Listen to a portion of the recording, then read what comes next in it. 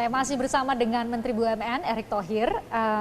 Sudah ada di dalam, dari tadi saya penasaran banget nih, lebih sejuk lagi sekarang. Lebih sejuk lagi sekarang. Sudah berada di dalam. Lihat tadi ini kayak Eropa tapi ada di Mangkunegaran gitu ya. Mungkin Pak Erick bisa cerita dulu, ini apa? Kesan klasik masih ada tapi aduh ini. Ya ini visi daripada Kanjeng Gusti waktu itu disampaikan bagaimana ini sebuah wilayah yang sakral tetapi juga pusat budaya Jawa, ya maksudnya di sekitar sini bukan ini di seluruh bagian barat ya. Mangkunegaran Dan ini. ini yang memang jangan sampai terbengkalai. Saya cocok langsung karena tadi yang saya sampaikan bahwa para wisata kita ini akan menjadi pertumbuhan ekonomi baru, industri kreatif. Ya, selain ketiga industri lain tadi yang saya sudah sampaikan, hilirisasi sumber daya alam, kita bicara yang namanya agrikultur kelautan yang belum dimaksimalkan, dan juga digital ekonomi. Nah, salah satunya itu yaitu industri kreatif yang salah satunya di bawahnya para wisata. Nah, tetapi kembali yang kita dorong bagaimana para wisata ini yang kita bangun justru kepada turis lokal yang jumlahnya 70%. Justru lebih besar turis lokal ya Iya dibanding dong. dengan wisatawan. Dan kuenya itu 1.400 triliunan. Dibandingkan turis asing hanya 300. Jadi sayang kalau sampai kita salah melihat data. Dan kembali gini loh, secara nasionalisme kita jangan juga menomorduakan turis lokal kita, saudara-saudara kita. Dari Sumatera, dari ujung ke ujung tidak ada tempat pariwisata yang dibangun. Nah, karena itu kita sekarang membangun Bakauni, ya. Itu kan sudah tembus Sumsel, Lampung, ya. Ini kan menjadi tempat hal yang positif itu. Lalu kita membangun juga nanti kereta Sawah Lunto yang itu UNESCO. Di Sumatera Barat Nih, ya. 20 Desember ini kita resmikan, ya kan? Lalu di Riau ada tuh kayak Santa Monica Piers nanti, ya jadi kayak hal itu di Riau ada nanti kita bikin. Nah ini yang kita dorong, bukan karena apa-apa, kita ingin memastikan yang namanya tadi aset-aset nasional kita menjadi kembali pertumbuhan ekonomi UMKM, pembukaan lapangan kerja, tapi tidak kalah penting menjaga budaya kita. Nah ini nih. Ini yang nggak boleh hilang gitu. Kan kadang-kadang kemudian dipaksa untuk memilih antara kita mau modernisasi dan meninggalkan yang lama ini. Tapi ini ternyata Pak Erick punya formula tersendiri ya untuk bisa melestarikan budaya ya. Ya, saya percaya bangsa besar itu bangsa yang menghargai sejarahnya, yang tahu dengan sejarahnya. Generasi muda kita jangan sampai terjebak sebuah pemikiran-pemikiran kebarat-baratan, tetapi mereka lupa fondasinya.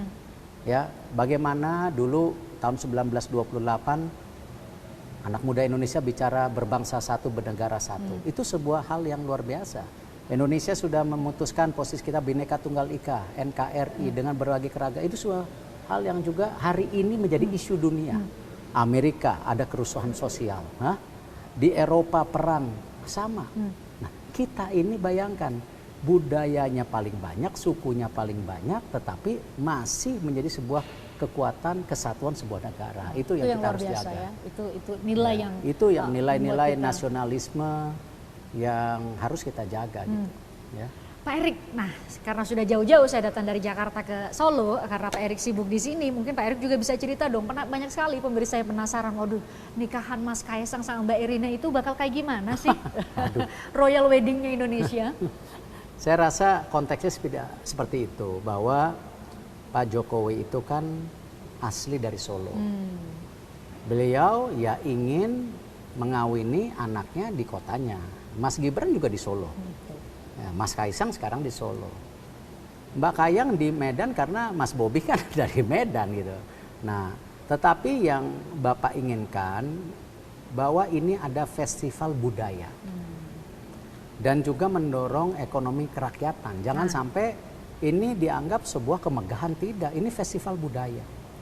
Dan ini yang Bapak ingin ciptakan gitu. Dan kita bisa lihat nanti bagaimana nanti yang namanya kereta itu diiringi dengan tadi pasukan-pasukan yang berpakaian Jawa. Itu juga kan mengingatkan juga. Dan ini sebuah adat yang juga nanti diingatkan, oh begini loh adat istiadat. Kita punya loh ini. Nah ya. itu loh. Jadi kadang-kadang kan sekarang kita terjebak ya kalau perkawinan barat kadang-kadang. Oh begini. Padahal perkawinan Indonesia itu lebih membumi dan punya filosofi yang indah gitu. Nah, dan ini yang saya rasa visi dari beliau, festival budaya tapi dekat dengan rakyat, ya. Dan beliau asal dari sini, jadi bukan orang lain. Kalau tiba-tiba Erick Thohir membuat seperti itu di Solo, agak bingung itu. Kalau beliau saya rasa lumrah saja itu. Mas ya Gibran kan? juga memang di sini gitu Iya, ya. dan di sini, dan memang di sini akarnya gitu. Dan saya rasa saya justru ngeliat positif.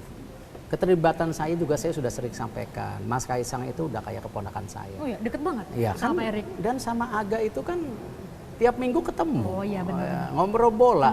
Alhamdulillah kemarin Persis menang 6-1. Ya, tapi hal-hal itu ya memang yang lumrah gitu. Dan memang Mas Kaisang ini kan figur yang menyenangkan. Betul. Ya, menyenangkan, Banyak sekali. ketawa-ketawa, dan bagus lah ketika juga generasi muda ini bisa mencontoh figur-figur ya, di mana ada figur-figur lain yang ingin juga bergerak di ekonomi. Mas Kaisang Iya seorang kan? pengusaha memang, muda ya. iya, memang ekonomi. Nah, itu kan bagus. Jadi kita apalagi 70% dari research. Anak muda Indonesia mau jadi entrepreneur. Jadi kan ini ada simbol-simbol baru yang positif gitu loh. Ya, Jadi- ada Nadiem dulu, ya kan? Terus ada grup Bukalapak dulu, Fajrin dan lain-lain. Ya, ini kan ada founder-founder baru yang terinspirasi. Kalau dulu mungkin ada Hairul Tanjung. Nah, saya kan ngeliat Hairul Tanjung gitu lah. Tapi kan Terinspirasi, terus saya juga ya. ngelihat yang tokoh-tokoh media, Dahlan Iskan, Yaakob Utama. Nah, sekarang emang generasinya beda. Betul. Ini ngelihat yang baru lagi gitu. Nah, ini yang hebatnya kalau di Amerika selalu ada setiap berapa periode ada pengusaha baru di Amerika dan jadi besar. Nah, makanya Nah, jadi ini salah yang satu ini concern ini yang Pak harus Erick kita juga ya. dorong. Kenapa tadi? Yang namanya keberlanjutan juga para pengusaha muda ke depan gitu. Ini Pak Erick kan berarti harus bisa, Pak Erick dan berapa banyak yang ditugaskan sebenarnya untuk bisa menerjemahkan Pak Presiden bilang tadi. Ini jadi gak hanya jadi hajatan tapi jadi festival budaya. Pak Erick juga kenal dekat secara personal dengan Mas Kaisang. Jadi ini memformulasikannya gimana nih? Jadi kita menanti-nanti nih hari Ya. Sabtu Minggu bakal gimana Ya, ya? yang pasti kan nanti adat istiadat di Loji Gandrung itu kita hormati karena kalau di sini tasyakuran. Kalau yang ini tasyakuran ini kan memang bukan tempat buat ada ya nggak boleh lah, itu ada benang merahnya. Nah, memang itu di Loji Gandrung, lalu naik kereta di situ juga ada masyarakat, itu Car Free Days. Ya biarin aja masyarakat berjalan. Oh, ya ini kan? di Slamet Riyadi ya, Iya, Spanyol. terus nanti ada juga 9 panggung, di mana ada festival budaya. 9 panggung. Ada 9 panggung kecil-kecil, festival budaya.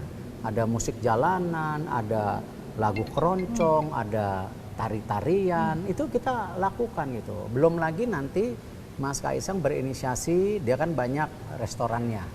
Restorannya itu nanti mengasih makan gratis, itu kan kita lakukan. Nah, ini hal-hal yang saya rasa positif. Ini dari Mas Kaisang sendiri, bukan dari kita.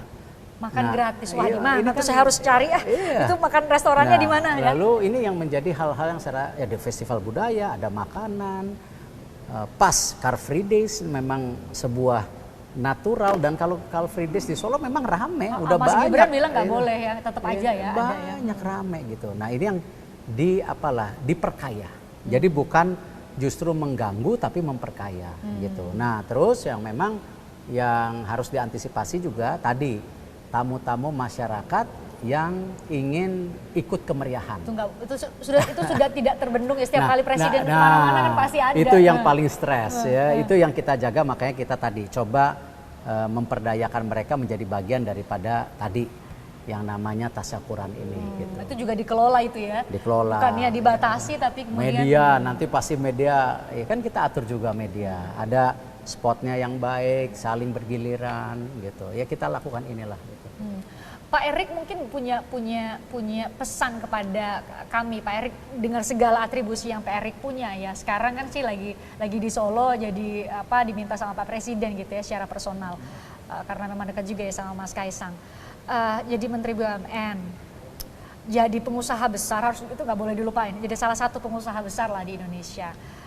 Pak Erick melihat visi Indonesia ke depan itu seharusnya menjadi bagaimana Indonesia? Ya, saya selalu bilang, jangan sampai kemerdekaan yang kita isi ini, yang kita punya ini tidak diisi dan tidak berdaulat. Itu yang jadi masalah.